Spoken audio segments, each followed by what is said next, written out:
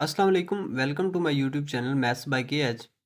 आज हम NTS GAT general test के कुछ इंपॉर्टेंट क्वांटिटेटिव रीजनिंग के क्वेश्चंस करेंगे जो बार बार पेपर में भी रिपीट होते रहते हैं और बहुत इंपॉर्टेंट भी हैं। क्वेश्चन है हमारे पास, if area of a circle is pi. ठीक है, area of a circle is pi. Basically यहाँ पे हमारे पास दिया हुआ है कि एरिया जो है ना वो इक्वल है पाई के। ठीक है, आपको पता है एरिया ऑफ अ सर्कल होता है पाई आर स्केयर। तो मैं यहाँ पे एरिया की जगह पे ए की जगह पे लिख सकता हूँ pi r square which is equals to pi. अगर मैं पाई को इधर भी डिवाइड कर दूं तो ऑब्वियसली इधर भी डिवाइड करूंगा पाई से, ये पाई और ये पाई कैंसिल, तो आर स्केयर जो है ये बेसिकली इक्वल आ जाएगा 1 के, क्योंकि ये पाई और ये पाई भी कैंसिल हो जाएगा। अच्छा, अगर मैं इस साइड पे स्क्वायर रूट लेता हूँ तो इधर भी स्क्वायर रूट लूंगा, तो यहाँ पे मेरे पास जो आर है ना ये इक्वल आ जाएगा 1 के। बेसिकली ये आया है मेरे पास सर्कल का रेडियस। ठीक है, अच्छा ये मेरे पास तो आ गया सर्कल का रेडियस। ठीक है, लेकिन अगर मैं इस रेडियस को डबल कर दूं यानी कि 2r लिख दूं तो ये बेसिकली मेरे पास उस सर्कल का होगा डायामीटर। ठीक है, और डायामीटर क्या आ जाएगा 2 × 1 विच इज इक्वल्स टू 2। अच्छा, ये बेसिकली मैंने डायामीटर निकाल लिया है। अब इसके बाद आगे एक स्टेटमेंट देखें, मतलब कि मेरे पास जो एरिया ऑफ अ सर्कल दिया हुआ था उसको मैंने अच्छे से समझ लिया कि एरिया मेरे पास पाई था। ठीक है, बेसिकली वैसे एरिया जो होता है वो इक्वल होता है पाई आर स्क्वायर के।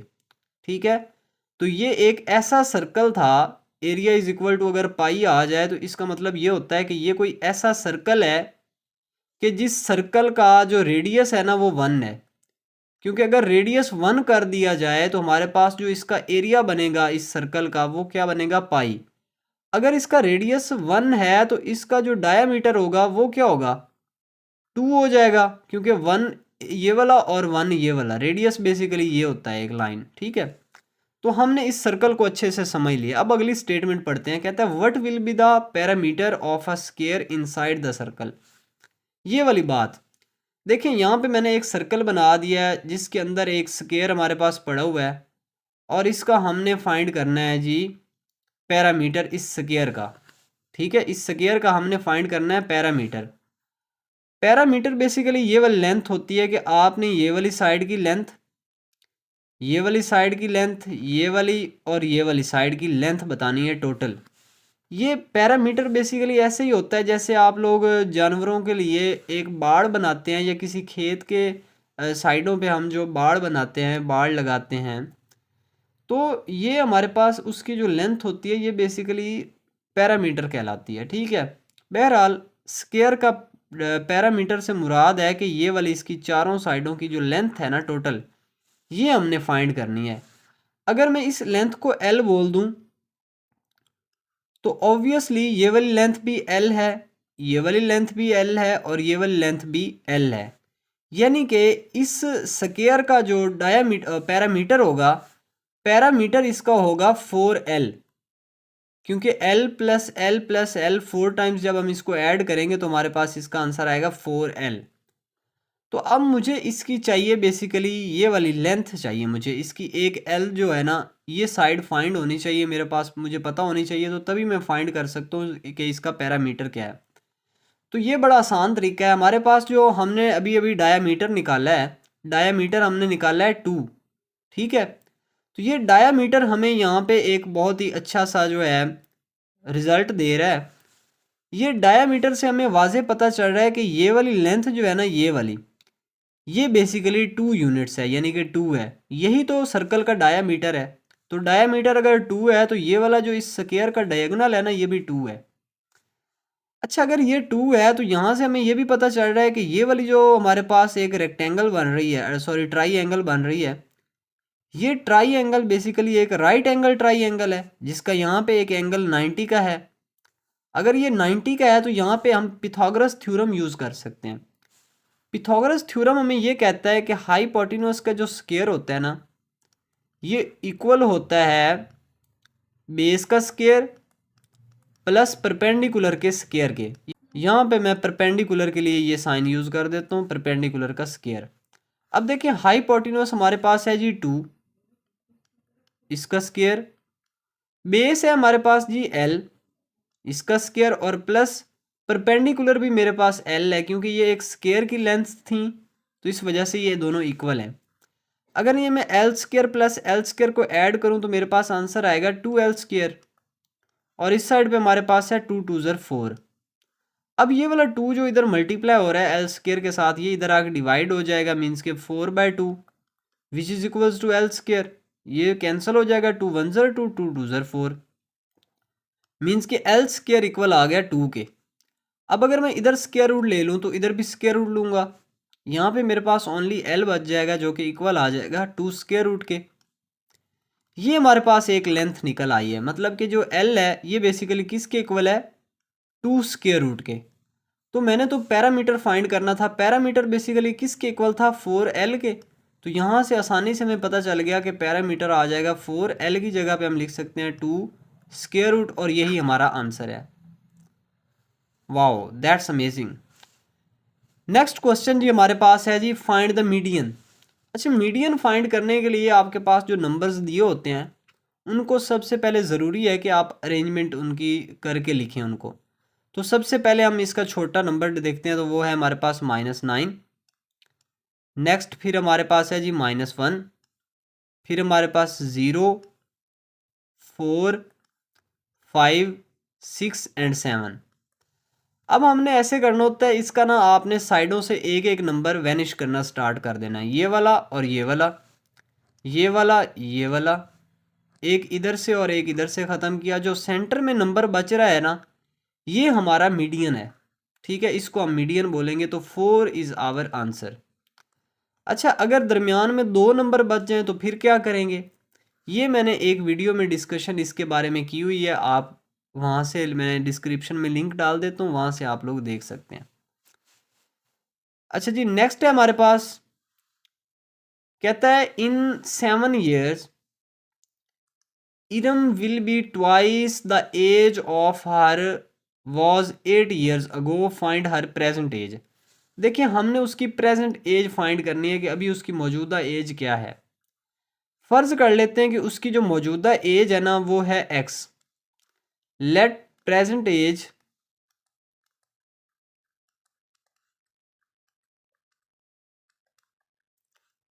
Is equals to x। फ़र्ज़ कर लिया कि इसकी जो प्रेजेंट एज है ना वो x है, क्योंकि हमने फाइंड करनी है। अच्छा, यहाँ पे एक ये उन्होंने स्टेटमेंट लिखी है कि 7 years, इन 7 years के 7 सालों के अंदर अभी उसकी एज x है, 7 सालों के अंदर उसकी एज कितनी हो जाएगी। मतलब 7 सालों का यहाँ पे ये जो वर्ड आ रहा है, इसका मतलब ये बनता है कि आफ्टर 7 years उसकी एज भला क्या होगी। अगर अभी उसकी एज x है तो आफ्टर 7 years उसकी एज भला क्या हो जाएगी। आफ्टर 7 years, यहाँ पे लिख देता हूँ, आफ्टर 7 years, 7 सालों बाद उसकी एज हो जाएगी x+7। ठीक है ना, अभी उसकी x है तो 7 सालों बाद वो x+7 में चली जाएगी। अच्छा, लेकिन यहाँ पे एक ये भी उन्होंने स्टेटमेंट लिखी है कि 8 years अगो, 8 साल पहले उसकी उम्र क्या होगी। यहाँ पे लिख देता हूँ 8 years अगो। अच्छा, 8 साल पहले की अगर बात करें तो उसकी एज थी x-8, यही थी ना। अच्छा, यहाँ पे थोड़ा सा उन्होंने एक स्टेटमेंट जो है, अब मैं इस स्टेटमेंट को कंबाइन करके एक स्टेटमेंट बनाने लगा हूँ, मुकम्मल इसको कंबाइन करने लगा हूँ। वो कह रहा है अकॉर्डिंग टू दिस क्वेश्चन, वो ये कहता है कि 7 years, in 7 years Iram will be twice the age of her was 8 years ago. कहता है कि 7 सालों बाद जो उसकी एज होगी ना वो डबल हो जाएगी, किस एज से, जब वो 8 साल पहले जितनी उसकी उम्र थी। मतलब 8 साल पहले जितनी उसकी उम्र थी, अब 7 साल गुजरने के बाद उसकी उम्र उससे डबल हो जाएगी। फ़र्ज़ कर लो कि 8 साल पहले उसकी एज थी 20, 8 साल पहले, तो अब अगर मज़ीद वो 7 साल वेट करती है तो उसकी एज 40 हो जाएगी। ये एक मैंने आपको एग्जांपल दी है जो कि मतलब रॉन्ग है, अभी आप यहाँ पे देखेंगे। देखें, यहाँ पे हम अकॉर्डिंग टू द क्वेश्चन अगर चलें तो क्या होगा, according to the question, according to the question कहा गया है कि आपके पास जो उसके 7 साल पहले की एज थी यानी कि x+7, 7 साल बाद की जो एज होगी x+7, ये इक्वल आ जाएगी twice of the age her was 8 years ago, 8 साल पहले जो उसकी उम्र थी। ये वाली उम्र उसकी थी, ये वाली जो उसकी 7 साल बाद है, और ये वाली एज उसकी है जो 8 साल पहले थी। तो वो यही कह रहे हैं कि 7 साल बाद की उसकी जितनी भी एज होगी वो डबल हो जाएगी 8 साल पहले जितनी थी। अच्छा, यहाँ से हम इसको ज़रा सॉल्व कर लेते हैं। x+7 जो है ना, ये इक्वल आ जाएगा 2x माइनस 8 2 16 के। यहाँ पे हम 16 को लेफ्ट साइड पे लेके आते हैं तो ये बन जाएगा 7+16 2x माइनस एक्स। यहाँ पे अगर मैं यहाँ पे इसको सॉल्व करें तो यहाँ पे x बच जाएगा और ये हमारे पास आ जाएगा 23। तो ये हमारे पास बेसिकली x जो है वो 23 आ चुका है, यानी कि अभी उसकी जो प्रेजेंट एज है ना वो है 23। ठीक है, अगर हम इसको चेक करना चाहें तो कर भी सकते हैं। देखें, अभी उसकी एज है, प्रेजेंट एज उसकी है 23, तो 7 साल अगर हम बाद की बात करें तो कितनी होगी, x+7 हमने कहा था, यानी कि 23+7 हो जाएगी। तो 23+7 करेंगे तो क्या हो जाएगी, यानी कि 30 हो जाएगी ना 7 साल बाद। लेकिन हमने बात ये भी की कि 8 साल पहले उसकी उम्र थी x-8, मीन्स के 23 - 8 थी। 23 - 8 करेंगे तो हमारे पास 15 आ जाएगा आंसर, यानी कि 8 साल पहले उसकी एज 15 थी और 7 साल बाद उसकी एज 30 आ रही है। और ये भी साथ देख लें कि पहले 15 थी तो अब उसका डबल हो चुकी है, और ये वाली शर्त भी हमने पूरी कर दी है। तो ये हमारा राइट आंसर है, 23 is our right answer over here. Next question, a over 1 over a and 1 over a plus 1 over a is equal to 12 value of a find करनी है हमने। अच्छा, ये बड़ा सिंपल है, 1 over a plus 1 over a plus 1 over a equal है जी 12 के। देखें, जैसे ये लिखा होता है ना a plus a plus a, तो ये हमारे पास आंसर क्या आता है इसका, 3a आता है। तो इसी तरीके से यहाँ पे भी कुछ यही सीन है कि ये 3 × 1/a आ जाएगा, इनको ऐड करेंगे तो एलसीएम लेके भी किया जा सकता है, लेकिन सेम वैल्यूज़ हैं तो ऐसे ऐड कर लो। ये इक्वल आ गया 12 के। अच्छा, ये जो 3 इधर मल्टीप्लाई हो रहा है ये उधर जाके डिवाइड कर देते हैं, मतलब 1 ओवर a इक्वल आ जाएगा 12/3 के। यहाँ पे इनका रेसिप्रोकल ले लेते हैं, ये a ओवर 1 कर देते हैं, इक्वल आ जाएगा 3 ओवर 12, बटा चेंज कर दिए, उलट कर दिए। यहाँ पे नीचे वाला 1 लिखने की ज़रूरत नहीं है और इनको कैंसिल कर लेते हैं, 3 1 ज़र 3 3 4 ज़र 12, यानी कि 1 ओवर 4। तो यहाँ पे हमारे पास a की वैल्यू आ चुकी है जो कि 1 ओवर 4 है। अच्छा जी, नेक्स्ट है हमारे पास the ratio of the number of boys and girls in a class 5:9। कहते हैं जी, बॉयज़ और गर्ल्स की जो हमारे पास रेशो है ना एक क्लास के अंदर, बॉयज़ की और गर्ल्स की, वो है 5:9, यानी कि उसमें 5 बॉयज़ हैं तो 9 उसमें जो है ना वो गर्ल्स हैं। ठीक है, मतलब ये उनमें रेशो है। इसका मतलब ये हुआ कि अगर उसमें 10 बॉयज़ होंगे, ठीक है, 10 बॉयज़ होंगे तो उनमें जो गर्ल्स होंगी वो भी उनका डबल हो जाएंगी, मीन्स के 18 होंगी, ये वो कहना चाह रहा है। ठीक है,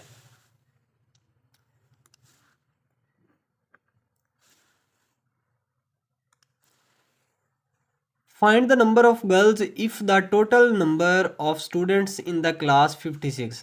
कहता है कि उसमें ना वो जो क्लास है उसमें जो टोटल बॉयज़ हैं और गर्ल्स हैं ना, उनकी जो टोटल तादाद है ना वो है 56। आप हमें बताएं कि अब उसमें टोटल बॉयज़ कितने हैं और टोटल गर्ल्स कितने हैं, यानी कि आपने इनको बढ़ा के इस तरीके से लेके आना है। फ़र्ज़ कर लो जैसे मैंने अभी आपको एग्जांपल दी कि अगर बॉयज़ 10 कर दिए जाएं तो गर्ल्स भी डबल हो जाएंगी, यानी कि 9 + 9 18 हो जाएंगी। अब अगर मैं इन दोनों को ऐड करूं तो मेरे पास आंसर आता है 28, जो कि 56 के इक्वल अभी भी नहीं आ रही। तो अगर मैं ये 15 कर दूं तो इसमें 9 और ऐड करूंगा, मतलब कि ये अगर मैं डबल करता जा रहा हूँ, बॉयज़ की तादाद बढ़ाता जा रहा हूँ, तो वैसे वैसे गर्ल्स की तादाद भी बढ़ाऊंगा। अगर 15 बॉयज़ होंगे तो उसमें जो गर्ल्स होंगी वो भला कितनी होंगी, 18 + 9 27 आ जाएगा। अच्छा, अगर मैं इन दोनों को ऐड करूं तो ये मेरे पास आता है 20 + 10 30 42। अभी भी ये पूरे नहीं हो रहे। अगर मैं 15 में 5 और ऐड करूं तो ये 20 हो जाएगा, और 27 में 9 और ऐड करूं तो मेरे पास आंसर आएगा 36। अगर मैं इन दोनों को ऐड करूं तो ये मेरे पास 56 आंसर आ रहा है। इसका मतलब ये हुआ कि जो बॉयज़ हैं उसमें वो 20 हैं और गर्ल्स कितनी हैं जी 36। हमें कहा गया था find the number of girls, कि आप सिर्फ find the number of girls find करें, तो वो हमने फाइंड कर ली हैं जो कि 36 हैं। लेकिन ये वाला मेथड थोड़ा सा मुश्किल है। इसका आसान सोल्यूशन बताता हूँ। ये 5 और +9 करेंगे तो आपके पास टोटल आंसर आता है 14। और आपने टोटल जो है ना क्लास में कितने बच्चे पूरे करने हैं 56। आप ऐसे करें भाई 56 को आप डिवाइड कर दें 14 के ऊपर, और इसको अगर मैं कैंसिल करूं तो ये मेरे पास आंसर आएगा जी 2 7 ज़र 14, 2 2 ज़र 4, 1 16, 2 8 ज़र 16, और ये फिर से डिवाइड हो रहा है 7 1 ज़र 7, 7 4 ज़र 28। 4 आंसर आ रहे हैं ना। ये जो 4 आंसर आ रहा है ये बेसिकली वो नंबर है कि आप इसको इस 5 से भी मल्टीप्लाई करवा दो और 9 से भी, यानी कि कुछ इस तरीके से ये 5 मल्टीप्लाई बाय 4 कर दें और 9 मल्टीप्लाई बाय 4 कर दें। ये हमारे पास आ जाएगा 5 4 ज़र 20 और यहाँ पे 9 4 ज़र 36। तो ये वाला एक मेथड है कि आपने total number of total students जो हैं ये आपने ऊपर लिख देने, और जो आपके पास रेशो दी गई थी जो कि 5:9 था, उसका भी आपने उन दोनों को भी ऐड करके उसके जो आंसर आ रहा है वो आपने डिवाइड करवा देना है नीचे, और जो आंसर आएगा उसको आपने नंबर ऑफ बॉयज़ या गर्ल्स जो भी निकालने हैं उसमें मल्टीप्लाई करवाना है और आंसर आ जाएगा। जी नेक्स्ट क्वेश्चन हमारे पास 0.3 multiply by 0.3 multiply by 0.003 multiply by, ये हमने इसका आंसर निकालना है। एक तो मेथड ये है कि आप इसको साइड पे लिख के मल्टीप्लाई करना स्टार्ट कर दें, लेकिन काम काफ़ी लेंथी है। कैलकुलेटर पे कर सकते हैं फिर भी चले, कैलकुलेटर क्योंकि होता नहीं है, तो इसका डायरेक्ट मेथड बता देता हूँ। देखिए इनमें एक चीज़ कॉमन है 3 3 3, ठीक है। मैं ऐसे करता हूँ यहाँ पे ये लिख देता हूँ 3 multiply by 3 multiply by 3 multiply by 3 multiply by 3 multiply by 3। अगर मैं इस 3 को मल्टीप्लाई करवाऊँ तो मेरे पास क्या आंसर आने वाला है, देखिए ये आएगा 3 3 ज़र 9, ठीक है। ये आ जाएगा 3 3 ज़र 9 और ये भी 3 3 ज़र 9, 9 9 ज़र 81 मल्टीप्लाई बाय 9, तो 81 को अगर 9 से मल्टीप्लाई किया जाए तो 729 आ जाएगा। अब ये तो आंसर मेरे पास आया है ना। अगर मैं 3 3 यहाँ पे अगर 3 3 होता, लेकिन यहाँ पे 3 3 तो नहीं है ना, इसके अलावा भी कुछ है। अब इसको मैं थोड़ा सा आपको इसका क्लियर कर दूं। देखें ये वाला जो 0.3 है ना, ये 0.3 बेसिकली इक्वल होता है 3 मल्टीप्लाई बाय 10⁻⁻1 के। अब ये -1 क्यों है कि अगर मैं ये वाला पॉइंट इधर लेके आता हूँ एक डिजिट, तो मैं क्या करूँगा, पॉइंट तो यहाँ पे आ गया तो, लेकिन ये मल्टीप्लाई हो जाएगा 10⁻⁻1 के, लेकिन ये एंड पे पॉइंट लगाने की ज़रूरत नहीं होती, ठीक है।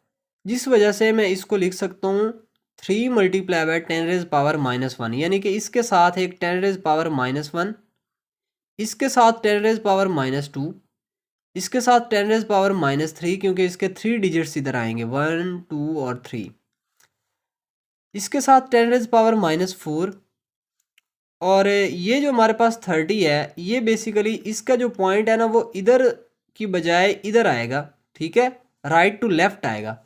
तो राइट टू लेफ्ट आए तो जो पावर होती है ना ये पॉजिटिव आपने रखनी है, और ये तो 3 है, इसकी पावर तो लिखने की ज़रूरत ही नहीं है। अगर लिखना भी चाहो तो 10⁻⁻, इसको 0 लिखोगे क्योंकि इसका पॉइंट ना तो आप लेफ़्ट साइड पे लेके जा रहे हो ना ही राइट साइड पे, ठीक है।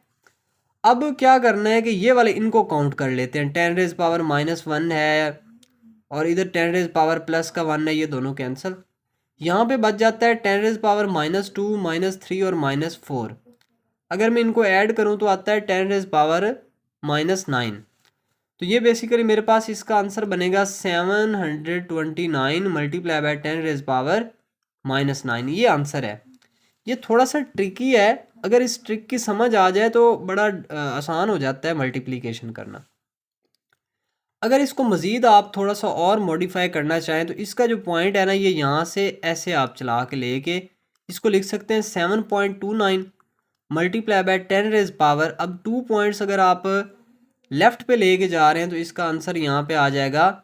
जब पॉइंट्स लेफ़्ट में आ रहे होते हैं तो आंसर पावर पॉजिटिव, यहाँ पे आपने देखा भी है, तो मतलब कि पावर यहाँ पे आ जाएगी +2 और मल्टीप्लाई बाय 10 रेज पावर -9 है पहले ही,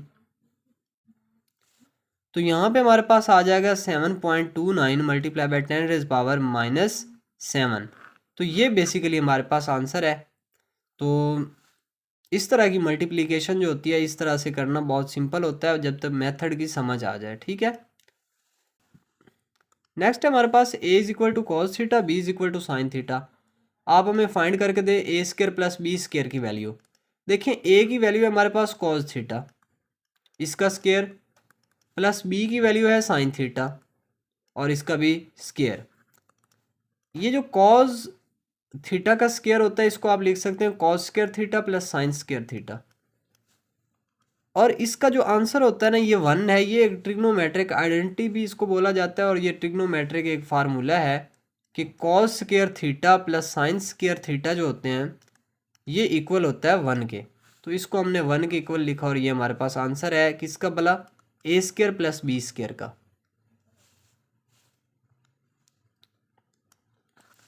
नेक्स्ट है हमारे पास 6 डिवाइडेड बाय 1000।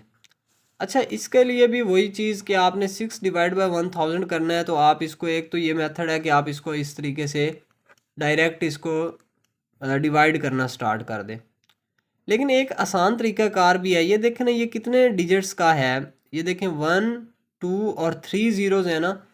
3 ज़ीरो का ये मतलब है कि यहाँ पे आप ये भी लिख सकते हैं 0.006, यानी कि अगर मैं इस वैल्यू का पॉइंट ख़त्म करवाना चाहूँ तो क्या लिखूँगा, 6 डिवाइडेड बाय पॉइंट की जगह पे 1 लिखूँगा, बाकी जितने भी नंबर हैं उनकी जगह पे 0, तो 3 0। इसका मतलब है कि ये वाली वैल्यू और ये वाली वैल्यू दोनों इक्वल हैं। तो इस तरीके से आप इसके एंड पे जो 0 हैं ये काउंट करके उतने 0 लगा दें पॉइंट के बाद, तो इस तरीके से भी आंसर हो सकता है। ये हमारा इसकी वीडियो का लास्ट क्वेश्चन था जी। अगर वीडियो अच्छी लगी है तो चैनल को सब्सक्राइब कर लें, वीडियो को लाइक कर दें ताकि आप लोगों तक मैं इस तरह की मज़ीद वीडियोज़ भी पहुँचाता रहूँ। Thank you for watching. अल्लाह हाफिज़।